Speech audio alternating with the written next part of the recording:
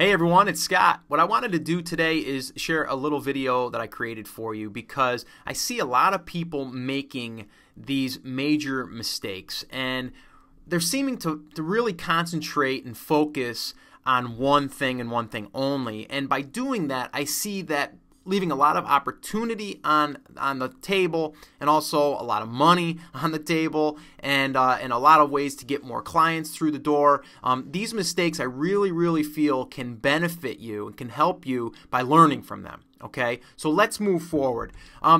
I want to talk about people, how they only focus on getting new clients. That's really, when we start in business, we're saying, okay, how do I get my clients? And that's normal, okay? But once you start to get clients, whether it's 1, whether it's 10, whether it's 100, you need to start refocusing. Just a little, okay? Now, I'm not saying that you don't want to focus on getting new clients. You do. But what I'm about to share with you, you can do both, okay? You can focus on getting new clients, but you can also focus on the clients that you have and then monetizing that so you get the most out of everything. And it's just kind of like a revolving cycle, all right? So I want to share that with you because it's really powerful. So pay attention and take notes.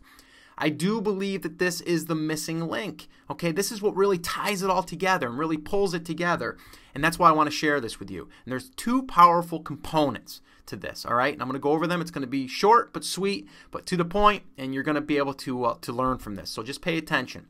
We need to utilize our current clients, okay? By utilizing your current clients, you're going to be able to gain so much, all right? Now, number 1.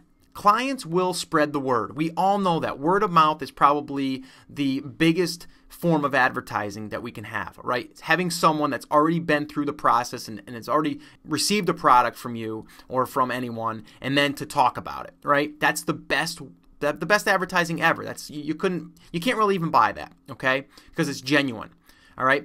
So we need to focus on finding your superstars, okay? And what I mean by that is we need people that are going to tell their friends. Okay, they're going to tell their family. They're going to tell their coworkers.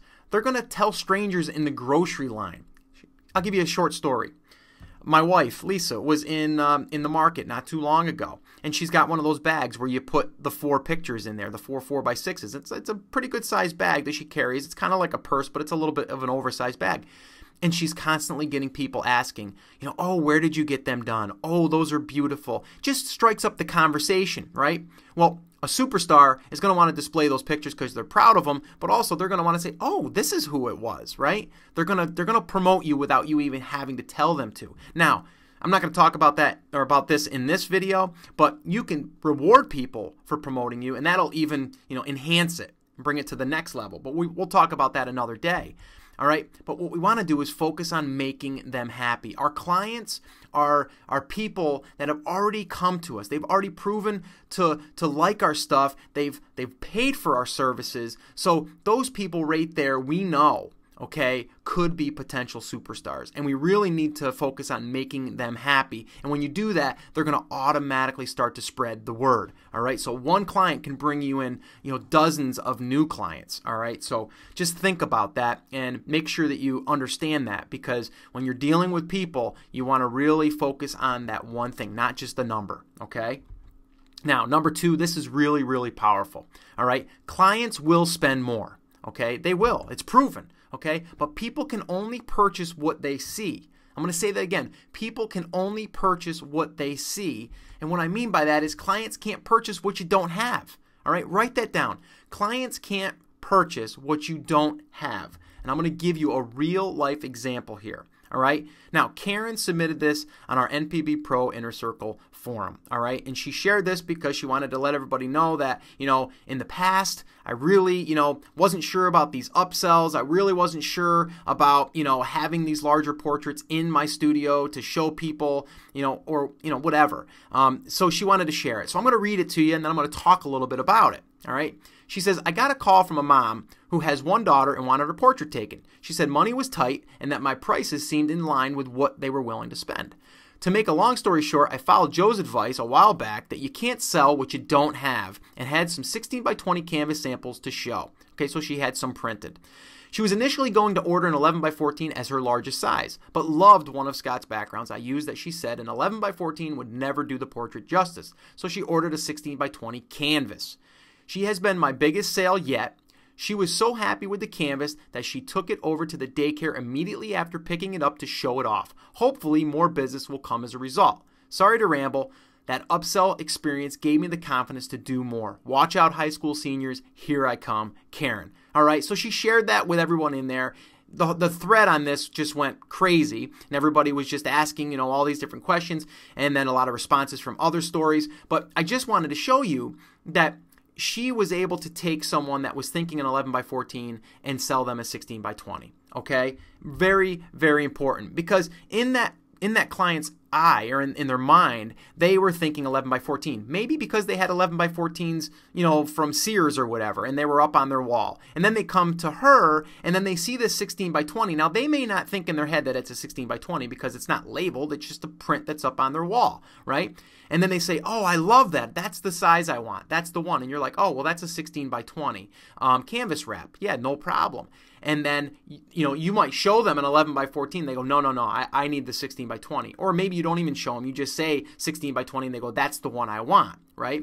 Okay, so because the client came in with 11 by 14, that's the size that they were going to buy. But then they seen the 16 by 20 because it was there. It was in sight. We had it available, okay? And we had a canvas, which that's another thing. That's another upgrade, another option. It was there. They can see how it wraps around the frame and all that. So she was able to sell her this larger print. Now, if she only had an 11 by 14 there in a standard frame or whatever, she would have sold an 11 by 14 in a standard frame. Okay, pretty basic, but pretty powerful. And a lot of people aren't using this. Okay, and I know people say, well, I can't afford to get a bunch of these. Just get one for now. Start with one and then add to it. Okay, so very, very important to have that stuff available. But let me talk about the potential superstar here for a minute, okay? Here's what she said, and I kind of glazed over it, but I want to really bring this out. I really want to highlight this, okay? She said she was so happy with the canvas that she took it over to the daycare immediately after picking it up to show it off. Hopefully, more business will come as a result. So what did she do?